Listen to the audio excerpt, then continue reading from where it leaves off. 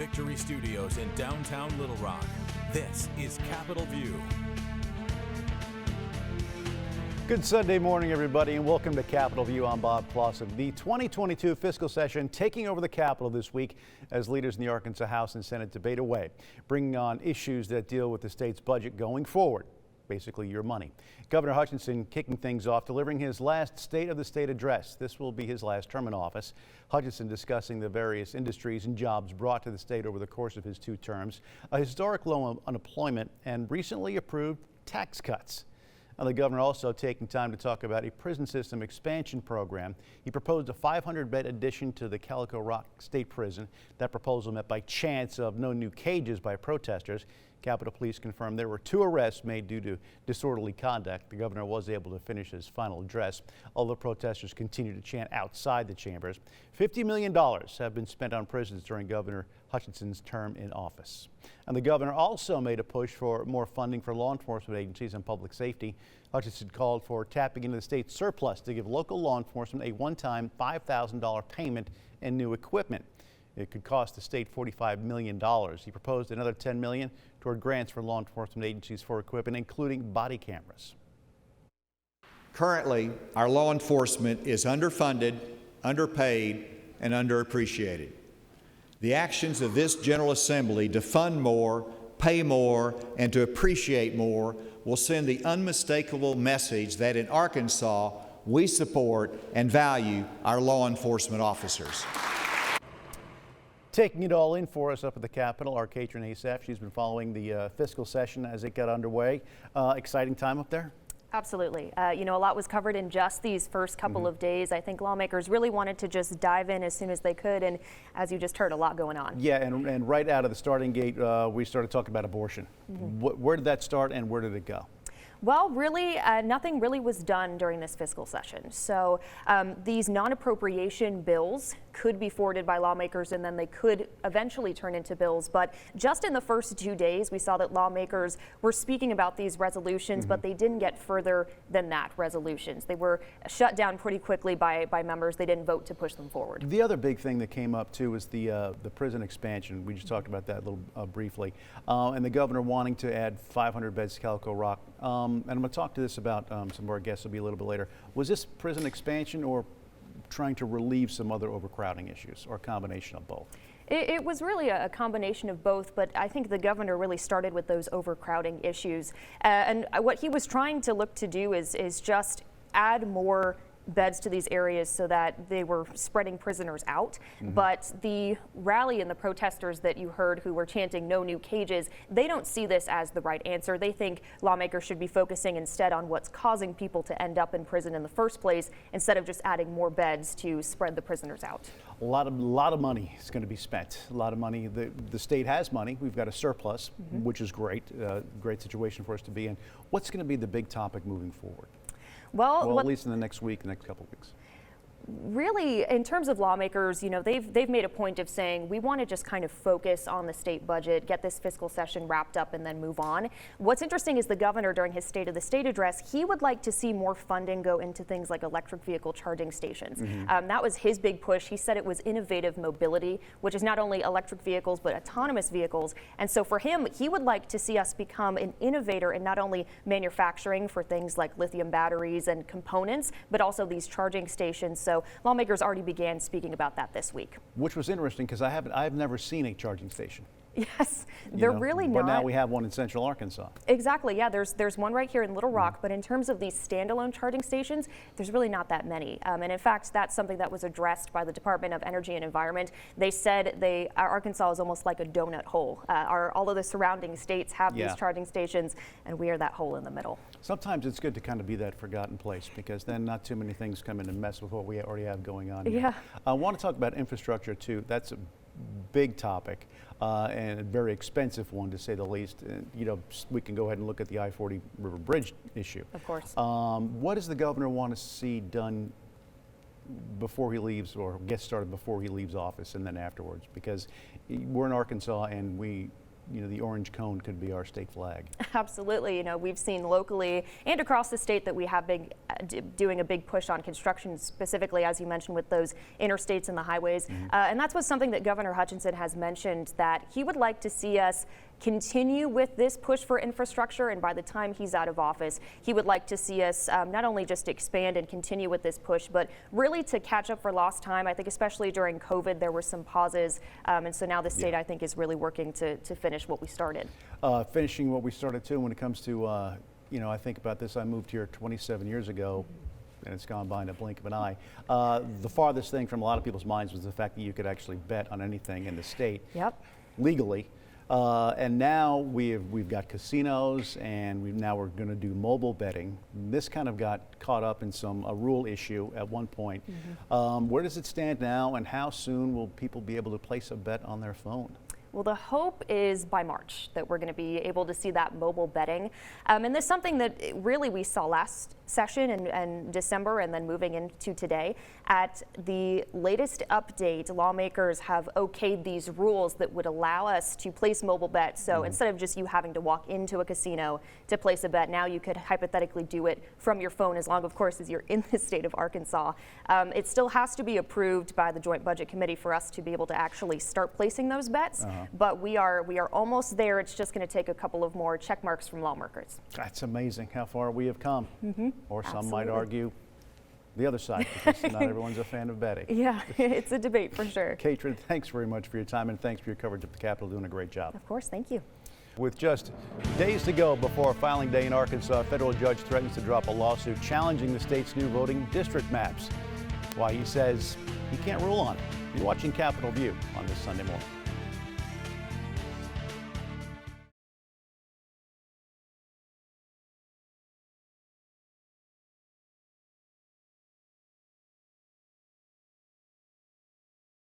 You're watching Capitol View, Sunday morning talk focused on the political scene in Arkansas. Welcome back, everybody. The one-week filing period for state and legislative offices is this Tuesday, and we're heading into the week with two lawsuits in the Arkansas courts involving voting. Joining us now, two men who never give Marshall Dillon a hard time at the Long Branch, but when they're here, all bets are off. Political strategist Bill Vickery and former chair of the Democratic Party of Arkansas, Michael John Gray. Guys, good to see you. Good to talk to you. Good morning. Let's go ahead and start with the lawsuit over the state's new redistricting maps. That's been proposed. A judge came out and said he's going to dismiss this thing if the Justice Department doesn't get involved.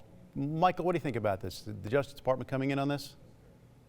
And they should, Bob. They absolutely should. It seems to be in the weeds for a lot of people, but the way they spread the minority vote out in Arkansas to actually make it less opportunity for an African American to elect someone that looks like them or represents their issues. And frankly, the only response from the other party has been, well, the Democrats 10 years ago did it just as bad. Well, yeah, they did. They did it worse. It's done worse this time than the time before. That doesn't make it okay. There are roughly 18% of our population in our state that's underrepresented. And then, frankly, the district lines are ridiculous in and of themselves. The communities that are left out, the counties that are split, one would hope the Department of Justice, but who knows? Arkansas gets left off the table so much with our lack of representation in Washington, but you certainly would hope they would. Bill, what do you think? You think this should be dismissed? Is it done wrong this time around? A couple of things. One is, and I, with all due respect to Michael John, who this didn't cover his tenure as chairman of the party, but the Democratic Party of the past had no interest whatsoever in trying to draw districts to represent minorities in this state. They had plenty of opportunity, and 135 years to do it, and chose not to do it. And so now they kind of cry foul because it's a politically expedient thing to do. So that's one issue. Two, it is the federal government's not going to get involved, and I'll tell you why. Look at New York. Congressman Gerald Nadler, a liberal line of the United States House of Representatives, his congressional district actually runs from the Upper West Side of Manhattan across the Brooklyn Bridge into Brooklyn and then almost up to Queens. So the gerrymandering that's gone into protecting these old liberal lines and creating safe districts for them to be at home with, both in New York, New Jersey, California. Those are states that really can't withstand any kind of true federal scrutiny. And you can't just cherry pick Arkansas and say, we're going to do this. When you look at the districts here, they're drawn pretty simple, especially when compared to these other states where we've had to gerrymander up just to try to protect some of these libs on the far left in the House of Representatives. When are we expecting to get a decision on this, on whether the Justice Department gets involved or not, or it gets thrown out? I anticipate it'll be quickly. It'll have to be quickly. I mean, I think that's the one thing that Michael John and I will agree on. We agree on many things, but one of the things that we will is that it will take quick action from the Justice Department. And the other thing we agree on is the Democratic Party had 135 years to do it, and they didn't do it, and they should have. But that doesn't mean it shouldn't be done now. Let's make that real clear. And let's be honest, the economy of the Delta is not the economy of North Central Arkansas, and they shouldn't be lumped in together. It needs to be better. The glaring issue is a racial issue, but there's a huge block of our state underrepresented by the way these things are going. All right, guys. I will say this: we do have our first Latino state representative district, and so let's don't examine the issue of race just in one posture. And I think that's a big thing. It's an ode in Northwest Arkansas. It's an ode to the way the state's changing and developing, and so I think there should be some credit given to that. All right, sticking with voting. On Thursday, the Arkansas Supreme Court said that it won't dismiss a challenge to 4 new voting redistricts passed by the legislature last year. What do we think the new voting districts will help or hurt voters? Bill? I was having a little hard time hearing you, Bob, but I do think in terms of whether the districts help or hurt in terms of voter turnout, is that what you were saying? Yeah, exactly. Well, look, I think at the end of the day, what really moves turnout is competitive races. I do think you'll see an energized Republican Party show up at the polls in the fall, but that's typical of these sort of off-presidential year elections. Michael? District lines don't drive turnout. Work drives turnout. Candidates drive turnout. Will there be some communities, just like there have been the last 135 years, that don't feel like they're represented in Little Rock and are even worse now? Absolutely. But what drives turnout is people on the ground doing the work and candidates out there running. Real quick, I want to touch on the something that stirred some controversy up the Capitol this week was the governor's proposal to expand prison or add prison beds. Calico Rock, I think specifically. Was this more to create more space in prisons, or was this more to relieve the overcrowding in county jails where a lot of state inmates are sitting? Yeah, Michael John, I'll jump in on this. Look, I think the reality here is we have been woefully behind in prison beds in the state of Arkansas, and that we have farmed out prisoners to the county jails where they should not be kept. And this is an issue. Look, bottom line is this: conservative Republican, I've got to say this. We need to be prepared to pay for building prisons in this state. It is the social cost is significant, well beyond what the actual cost is. The issue of crime, especially in central Arkansas, is pervasive. It's tied directly to parole. I think you hear Lieutenant Governor Tim Griffin talking about that all the time. So the bottom line is I applaud what the governor's doing. This is a great step on his behalf. Smart thing, right thing to do. We need to take another step and build another prison so that we can indeed house those folks that need to be taken off the streets. That goes a long way to helping solve the crime problem. All right. Hey, Michael, your point on that? So here's the deal. You're never on the wrong side of the voters if you say we need to put the criminals in jail, right? Private prisons, for-profit prisons, we've seen problems there. If the state wants to look at expanding the state footprint, for every dollar they invest in new prison beds, they should also invest in early childhood education, helping people lift people up out of poverty. Poverty is the root source of crime, unfortunately. We've seen great strides by this governor and Democratic senator like Senator Tucker out of Little Rock to create mental health facilities where they weren't initially going to jails. I think we have to see work done like that. Nobody's going to win the argument by saying the people that committed a crime shouldn't be locked up, but we should invest in more than just that. That's shutting the door after the cow's already out of the barn. We've got to do some proactive work too. All right, guys. Yeah, I agree with that. Go ahead. Okay. Bill Vickery, wraps it up with an agreement. Guys, thank you very much for your time today. Certainly do appreciate it. When we come back, inflation woes across the country, but Americans are still spending. What's topping money concerns for lawmakers? Plus, how federal leaders and advocates are working to improve broadband access. I'm Hannah Brandt in Washington. I'll have that story coming up.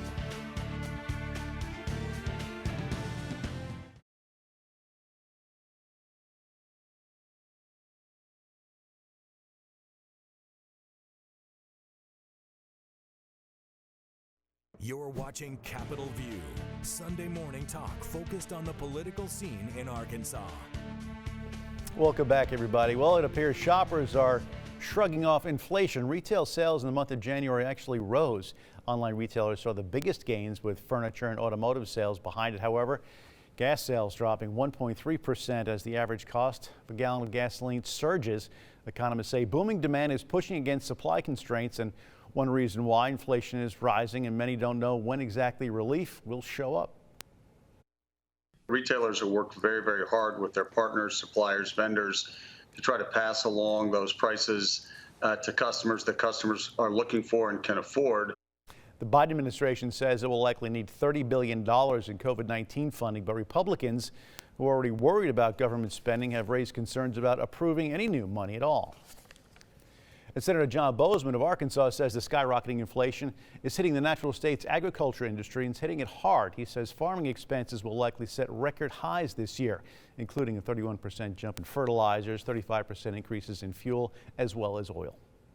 We've got a fire that's raging, burning through Americans' paychecks and their budgets. Let's stop pretending that pouring gas on it is the only option. Because gas is too expensive to burn up like that. Boozman's now calling on the president to prioritize solutions for relief from record high inflation. On the topic of gasoline, AAA says Arkansas drivers are actually paying the second lowest gas prices in the country right now. An average you'll pay at the pump for regular unleaded is about $3.20. That's nearly $1 more than this time last year. Texarkana drivers are paying the most on average, $3.33. Drivers in Fort Smith are paying the least at $3.15, which is about the same for the Little Rock metro area. The national average is currently $3.51, but if you drive a diesel, you know you are paying a lot more than that. Billions of dollars are going to expanding broadband access because of the bipartisan infrastructure law. That'll help thousands of American families get connected, but advocates say there's still more to do. Hannah Brandt has more. More than 10 million households are now part of a program to make internet access more affordable. Access to the internet is not just a luxury anymore. It's a necessity. The bipartisan infrastructure law invests billions into the Affordable Connectivity Program, providing families with internet subsidies.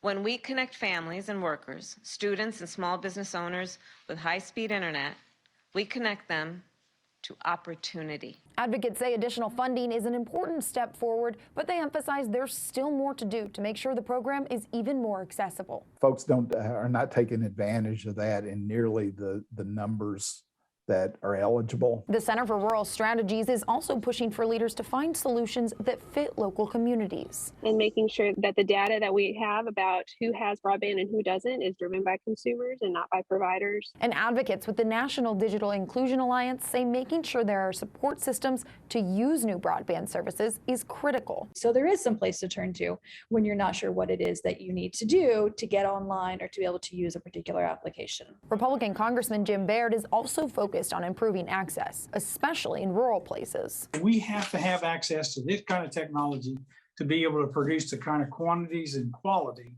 of food, fiber, and so on that we need. Democrats, Republicans, and advocates agree that the national attention on this issue is a step in the right direction. In Washington, I'm Hannah Brandt.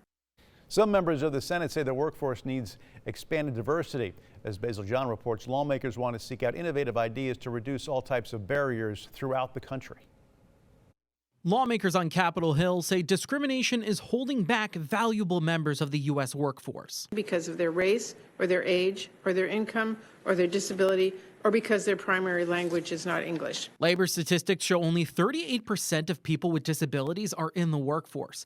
Pennsylvania Democratic Senator Bob Casey wants to see their participation increase. How do we make sure that people with disabilities can obtain employment? Understanding what skills and capabilities an individual has and then mapping it to a place where they can easily upskill into that role. And Connecticut Democratic Senator Chris Murphy believes teenagers are struggling with their first-time jobs. We just have a stunningly fewer number of kids who are having those positive workforce experiences. We need to start, obviously, in the school system and creating opportunity there. However, some lawmakers say most of the difficulties Americans are facing are because of the Biden administration. If we're going to address barriers to employment, we should be using all the tools in our toolbox. North Carolina Republican Senator Richard Burr says policies like vaccine mandates are keeping eligible workers at home. But amid labor shortages, supply chain issues, and already strained workforce, this mandate is the last thing we needed. Republicans say it's time for the workforce to find ways to adapt to a new normal. Reporting in Washington, I'm Basil John. We're back after a quick break to wrap things up. You're watching Capitol View on this Sunday morning.